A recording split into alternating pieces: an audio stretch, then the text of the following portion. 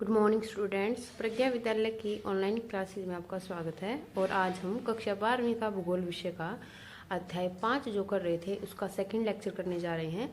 Last lecture में मैंने बात की थी कि जो आर्थिक क्रियाएं हैं वो क्या होती हैं, मानव की जो आर्थिक क्रियाएं वो कितने प्रकार की हैं, जैसे मैंने बताया था प्राथमिक, द्वितीयक और तृतीयक और चतुर्थक क्रियाकलाप है। इसके अलावा जो प्राथमिक क्रियाकलाप है उसी के ऊपर हमारा पूरा ये चैप्टर रहेगा। तो हमने आखेट और जो संग्रहण है वो जो प्रमुख जो आर्थिक क्रियाएं मानव की, जो सबसे प्राचीन मानव की आर्थिक क्रियाएं हैं उनको कंप्लीट कर लिया था।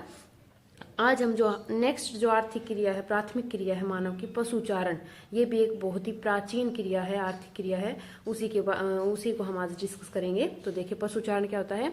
आखेट एवं भोजन संग्रहण करने वाले समूह ने महसूस किया कि केवल आखेट और कंद मूलों के सहारे जीवन का भरण पोषण नहीं किया जा सकता है। तब विभिन्न जलवायुवीय दशाओं में रहने वाले लोगों ने उन क्षेत्रों में पाए जाने वाले पशुओं का चुनाव करके उन्हें व्यवस्थित ढंग से चराने और पालने का कार्य भी शुरू किया। यानी कि जो आखेट और जो संग्रहण था, आखेट में क्या करता था मनुष्य, पशुओं का शिकार करके उनसे अपना भोजन प्राप्त करता था। और संग्रहण में जैसे कंद मूल हैं, औषधियां हैं, पेड़ों के फल हैं, ये सब एकत्रित करके वो अपना भोजन प्राप्त करता था। लेकिन उसने बाद में जाके ऐसा महसूस किया कि केवल इन चीजों के सहारे, इन वस्तुओं के सहारे वो अपना भरण पोषण नहीं कर सकता है, उसको और भी कुछ सी चीजें चाहिए, वस्तुएं चाहिए जिनकी उसको आवश्यकता है। तो उसने क्या करा, जैसे जैसे जलवायु दशाएं जिनमें वो रहता था ना, जैसी भी कंडीशन थी, जैसे भी वहां पर जीव जंतु थे, उन्हीं के अनुसार उनको पालना शुरू कर दिया, उनका चुनाव करके उनको पाला, उनको चराने का कार्य शुरू किया। तो इस प्रकार के क्रियाकलाप उसने शुरू कर दिए। इसके बाद उसने पालतू पशुओं से मांस, ऊन, खाल, दूध आदि प्राप्त करना सीख लिया था या सीख चुका था। वो भौगोलिक कारकों एवं तकनीकी विकास के आधार पर वर्तमान समय में पशुपालन व्यवसाय निर्वहन अथवा व्यवहारिक स्तर पर भी किया जाता है। यानी कि शुरुआत में तो क्या था, सिर्फ ये लगा लो कि मानव की जो बेसिक रिक्वायरमेंट्स हैं वो पूरी होती थी, भोजन की है, जैसे उनसे मांस प्राप्त कर लेता था, दूध प्राप्त कर लेता था। लेकिन धीरे धीरे जैसे जैसे टेक्नोलॉजी बढ़ती गई वैसे वैसे पशुपालन के तरीकों में भी सुधार हुआ। और ये एक व्यापारिक या फिर कहें कि निर्वहन का जो स्तर है वो इसने प्राप्त कर लिया था। जिस प्रकार से मैंने लास्ट लेक्चर में आपको बताया था कि आखेट और संग्रहण में भी क्या हुआ था, तकनीकी विकास के कारण जैसे कि वो ज्यादा अच्छे तरीके से लोग करने लगे थे, शिकार ज्यादा करने लगे थे, ज्यादा मात्रा में पशुओं का शिकार होने लगा। तो उसी प्रकार इसमें भी हुआ था कि तकनीकी के विकास से इसका विकास भी हुआ। पशुचारण और पशुपालन घास भूमि की मुख्य आर्थिक क्रियाएं होती हैं। पशुचारण और पशुपालन में लगे लोगों के रहन सहन तथा उनके काम करने के ढंग में काफी अंतर पाया जाता है। तब पद्धति के आधार पर इसे दो वर्गों में बांटा गया। अब देखिए मैं बार बार ऊपर जिक्र कर रही हूँ, पशुचारण और पशुपालन। पहले तो आप इनको जाने, पशुचारण क्या होता है, पशुओं को चराना, उनको यानी कि प्राकृतिक जो घास स्थल है वहां पर चराना। और जो पशुपालन है उनमें उनके लिए स्पेशल व्यवस्था की जाती है, व्यवस्थित ढंग से उनको पाला जाता है, उनके चारे की व्यवस्था उनके लिए की जाती है। तो पशुचारण जो है वो तो पुराने तरीके की पद्धति है जिसमें मानव अपनी बेसिक रिक्वायरमेंट को पूरा करने के लिए करता था। लेकिन पशुपालन व्यापारिक स्तर पर किया जाता है। तो इन दोनों को इनकी पद्धति के आधार पर जो ढंग इनके रहन सहन के तरीके हैं या फिर पशु पालने के तरीके हैं, फिर उनके लिए भोजन की व्यवस्था के तरीके हैं, तो इन सब के आधार पर इनको दो वर्गों में बांटा गया, चलवासी पशुचारण और वाणिज्यिक पशुधन पालन। ये दोनों ही आपके बहुत ही इंपॉर्टेंट क्वेश्चन है जो पेपर में आते हैं। जैसे दोनों में अंतर भी आ जाता है, दोनों को अलग अलग भी दे देता है। मोस्ट इंपोर्टेंट क्वेश्चन इस लेसन के हैं। तो देखिए जो चलवासी पशुचारण, पहले वो हम कर लेते हैं। चलवासी पशुचारण क्या है। चलवासी पशुचारण जीवन निर्वाह का प्राचीन व्यवसाय रहा है जिसमें पशुचारक अपने भोजन, वस्त्र, शरण और औजार एवं यातायात के लिए पशुओं पर ही निर्भर रहता है। ये पशुचारक स्थायी जीवन नहीं जीते, इसलिए इन्हें चलवासी कहा जाता है। जैसे नाम क्या है इनका, चलवासी, जो चलते रहे, जो एक स्थान पर रुके ना। तो ये क्या है, ये अपने पशुओं के साथ एक स्थान पर टिक कर कभी नहीं रहते, ये अपना स्थान बदलते रहते, पशुओं से भोजन प्राप्त करते हैं, वस्त्र लेते हैं, शरण यानी कि रहने का जो स्थान उसके लिए जैसे उनसे वस्तुएं एकत्रित करते हैं, औजार बनाते हैं, यातायात के साधन के रूप में इसको पशुओं का प्रयोग करते हैं। तो पूरी तरह से किस पर डिपेंड है, ये अपने पशुओं पर डिपेंड है। तो एक बार इनके क्षेत्र को देख लीजिए। वैसे तो विश्व में प्राचीन समय की तुलना में अब इनके क्षेत्र कम हुए हैं, लेकिन अभी भी इनके क्षेत्र है बाकी हैं, तो वो देख लीजिए। चलवासी पशुचारण के 3 प्रमुख क्षेत्र विश्व में आज भी मौजूद हैं। इसका प्रमुख क्षेत्र उत्तरी अमेरिका में अटलांटिक तट के सहारा मरुस्थल, अरब प्रायद्वीप होता हुआ मंगोलिया में मध्य चीन तक फैला। अब देखिए कहाँ से शुरू है, उत्तरी अफ्रीका यानी कि अफ्रीका महाद्वीप से चलेंगे, अटलांटिक तट के सहारा मरुस्थल पूरे को पार करेंगे, जैसे विश्व का सबसे बड़ा मरुस्थल आपको बताइए। फिर अरब प्रायद्वीप में जाएंगे जो एशिया में पड़ता है, और उसके बाद एशिया के मध्य भाग जो है मंगोलिया और मध्य चीन में हम जाएंगे, यानी कि बहुत ही विस्तृत क्षेत्र। तो आप एक बार मैप में इनको देख लीजिए कि कैसे आपको ये करने हैं। यह मैप मैंने चलवासी पशुचारण और व्यापारिक पशु पालन का एक ही भरा है। तो जो आपको ब्लू कलर में जो दिख रहे हैं वो आपके सारे के सारे क्षेत्र हैं चलवासी पशुचारण के, और व्यापारिक पशुपालन के जो पिंक कलर में मैंने किए हैं वो सारे व्यापारिक पशुपालन के क्षेत्र। देखिए जो अभी अभी मैं आपको बता रही थी वो क्षेत्र कौन सा है, देखिए यहाँ पे। यहाँ से चलते हैं अफ्रीका से, अफ्रीका पूरा सहारा मरुस्थल आपको पता है, यहाँ पे है सहारा मरुस्थल। ये अरब प्रायद्वीप, अरब प्रायद्वीप होते हुए गए, अरब प्रायद्वीप से होते इधर देखें आप, ये चीन जाएंगे अरब प्रायद्वीप, भारत के ऊपर से जम्मू कश्मीर के अंदर भी आपको पता होगा गुज्जर बकरवाल हैं, अफगानिस्तान से होते हुए कजाकिस्तान, किर्गिस्तान, जितने भी यहाँ पर मुस्लिम राष्ट्र हैं उनसे होते हुए, और यहाँ जाएंगे चीन, और ये इसके ऊपर मंगोलिया। तो यहाँ तक जो पूरी बेल्ट है वो एक क्षेत्र है। इसके बाद दूसरे क्षेत्र की बात करते हैं। दूसरा जो क्षेत्र है वो है यूरेशिया से टुंड्रा प्रदेश में, जो 40 डिग्री में नॉर्वे स्वीडन से होता हुआ रूस के पूर्वी भाग तक जाता है। यानी कि इसमें आप देखें, सॉरी पश्चिम यहाँ पर आपका कर लीजिए, पश्चिम में आएगा, यहाँ पे 40 डिग्री में आएगा, पश्चिम में नॉर्वे से स्वीडन होता हुआ जाता है। देखिए यहाँ पे, अब ये कहाँ पे जाएगा आपका, ये देखें, ये जो देश है ये नॉर्वे पहले भी जैसे मैंने आपको बताया था सबसे ज्यादा मानव विकास सूचकांक है, ये स्वीडन। इन दोनों देशों से होता हुआ यहाँ से पश्चिमी भाग से होता हुआ इधर से, और ये पूरा का पूरा टुंड्रा क्षेत्र, रूस के ऊपर जो क्षेत्र, जो ठंडा क्षेत्र है, ये पूरा का पूरी बेल्ट क्या है, दूसरी बेल्ट है। इसके बाद तीसरी बेल्ट में चलते हैं। तीसरा क्षेत्र अपेक्षाकृत छोटा है, जो दक्षिणी गोलार्ध में दक्षिणी पश्चिम अफ्रीका तथा मेडागास्कर के पश्चिमी भाग में है। अब ये दक्षिण में है, ये तो था उत्तरी और मध्य भाग में, अब दक्षिणी भाग में चलेंगे तो क्षेत्र छोटा, और कहाँ पे है ये, दक्षिणी पश्चिमी अफ्रीका और मेडागास्कर। अब मेडागास्कर देख लें, ये जो क्षेत्र है मेडागास्कर है, तो इसका इधर वाला भाग, मेडागास्कर एक द्वीपीय देश है, अफ्रीका महाद्वीप का ही देश है। और इसके अतिरिक्त ये जो क्षेत्र आपको दिख रहा है इसके मध्य में, ये सारा क्षेत्र किसका है, चलवासी पशुचारण का। ये बेल्ट थोड़ी सी छोटी है। इसके बाद इनकी विशेषताएं देखें, चलवासी पशुचारण की क्या विशेषताएं। ये पशुचारक अपने पालतू पशुओं के साथ पानी एवं चरागाह की उपलब्धता एवं गुणवत्ता के अनुसार एक स्थान से दूसरे स्थान पर जाते रहते हैं। यानी कि मैंने शुरू में ही आपको कह दिया था कि चलवासी चलते रहते हैं पानी और चारे की तलाश में। पशुचारक चारे की फसल नहीं उगाते, उनके पशु पूर्णतः प्राकृतिक वनस्पति पर निर्भर है। तीसरा, प्रत्येक पशुचारक का अपना निश्चित चरागाह क्षेत्र होता है। अब ये चीज देखिए आप इनके अंदर, ये प्राकृतिक घास चराते, लेकिन फिर भी एक दूसरे के क्षेत्र में एंटर नहीं करते। इनकी खुद की भूमि नहीं है वो, लेकिन फिर भी इन्होंने बंटवारा कर रखा है। निश्चित चरागाह क्षेत्र होते हैं, अपनी सीमा के अंदर रहकर अपने पशुओं को चराते हैं। इन्हें पता होता है कि इनके विचरित क्षेत्र में मौसम के अनुसार जल और घास कहाँ और कितनी मिलेगी। एक बात और, विचरित क्षेत्र कौन सा है, जहां पर ये अपने पशुओं को चराने के लिए घूमते हैं, विचरण करते हैं। तो इनको पता होता है कि कौन से क्षेत्र में किस मौसम में घास और पानी मिलेगा और कहाँ नहीं मिलेगा, उसी के अनुसार ये अपने पशुओं को वहां पर लेकर जाते हैं।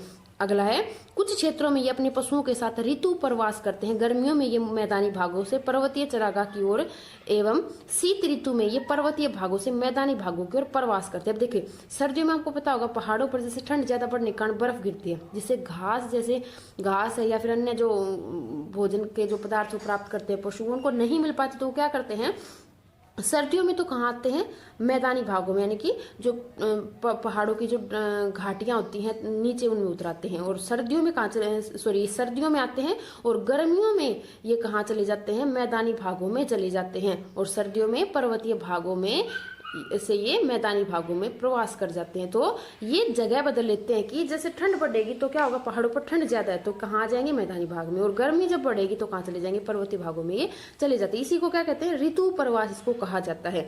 भारत में भी एग्जाम्पल देती हूँ आपको, भारत के हिमालय में पर्वतीय क्षेत्रों में गुज्जर बकरवाल टुंड्रा के लेप्स चरवाहे ऋतु प्रवास करते हैं।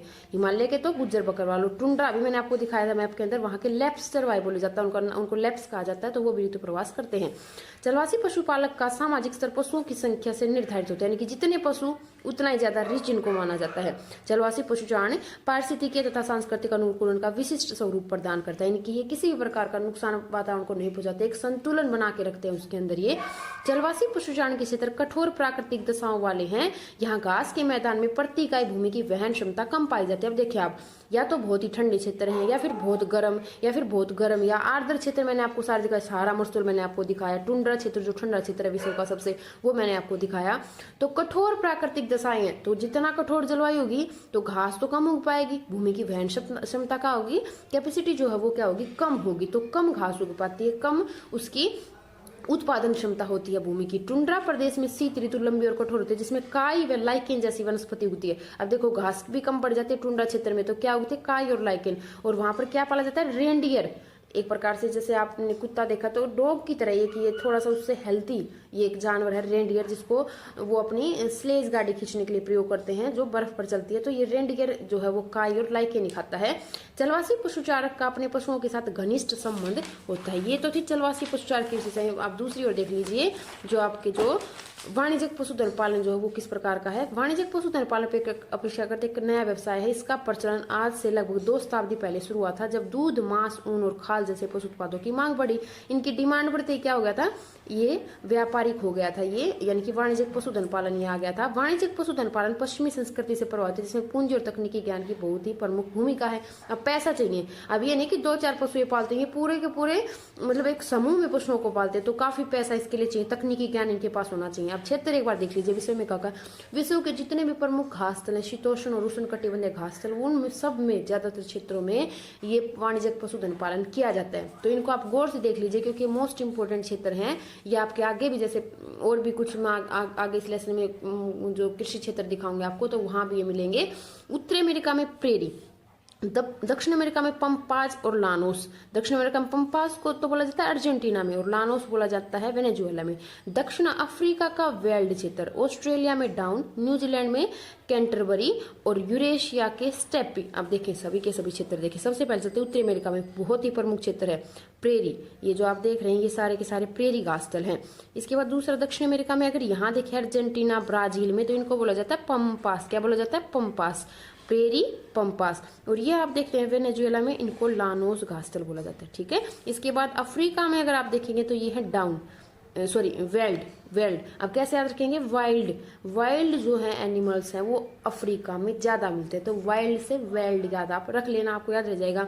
इसके बाद यूरोप और एशिया के मिले हुए भाग को क्या कहते हैं, यूरेशिया। तो यहाँ पे स्टेपी, क्या स्टेपी।